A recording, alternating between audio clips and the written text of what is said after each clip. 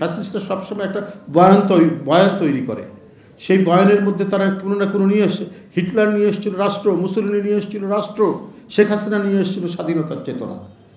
এই চেতনাকে বিকৃত করে, পারভার্টেড করে এমন একটা পর্যায়ে নিয়ে গেছে যে সাধারণ মানুষের কথা শুনলেই মনে করে বাবা ফ্যাসিবাদের বোধহয় কোনো মানে হলো, কোনো ধরনের একটা প্রকাশ ঘটছে কিনা এটা নিয়ে মানুষ একটা শঙ্কায় থাকলো। একটা ভালো জিনিস যদি, খারাপ লোক যদি এটাকে বারবার এটা নিয়ে কথা বলে, তাহলে সেই অবস্থাটাই তৈরি হয়। আমাদেরকে আরেকটা জিনিস থেকে আমাদের শিখতে হবে, সেটি হলো যে আমরা এখনও আমরা রাজনীতির বিভিন্ন নানা কন্ট্রাডিকশনগুলো আছে, দ্বন্দ্ব সংঘাত বিভিন্ন সময় আছে। কিন্তু আমি পূর্বে যেটা বলেছি সেটা হলো যে সব কিছুই আমাদেরকে একটা ডেমোক্রেটিক প্রসেসের মধ্যে, গণতান্ত্রিক যে নর্মস ভ্যালু সেটার মধ্যে দিয়ে আমরা যদি সব কিছু মানে অ্যাকোমোডেট করতে পারি, তাহলে আপনার বাংলাদেশে রাষ্ট্র এবং সমাজের গণতান্ত্রিক বিকাশ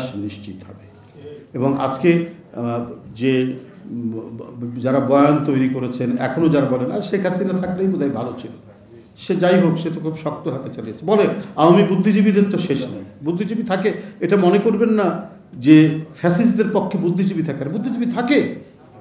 আপনার জার্মানের নাৎসিবাদের পক্ষে আপনার এজরা পাউন্ডের মতো বিখ্যাত কবি, এবং যার পত্রিকায় কোনো কবি যদি একটা কবিতা ছাপা হতো তাহলে সে একজন প্রতিষ্ঠিত কবি হিসাবে তার নামডাক হয়ে যেত।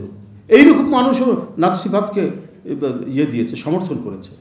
এমনকি বিখ্যাত জার্মান যে রাইটার পরবর্তীতে, সেও নাকি তখন দ্বিতীয় বিশ্বযুদ্ধের সময় তিনিও হিটলারের ট্রুপারের সাথে ছিলেন, এই ধরনের পরে সন্দেহ হয়েছিল। পরে তার নোবেল প্রাইজ দেওয়া যাবে কি না এটা নিয়েও কথা উঠেছে যে তাকে কি করবে, আন্তর্জাতিকভাবে তাকে বয়কট করবে কিনা, এই কথাগুলো এসছে পরবর্তী পর্যায়ে। সুতরাং নাৎসিদের পক্ষে, ফ্যাসিস্টদের পক্ষে যে বুদ্ধিজীবী থাকে না থাকে, ডক্টর জাফর ইকবালদের মতো লোক থাকে,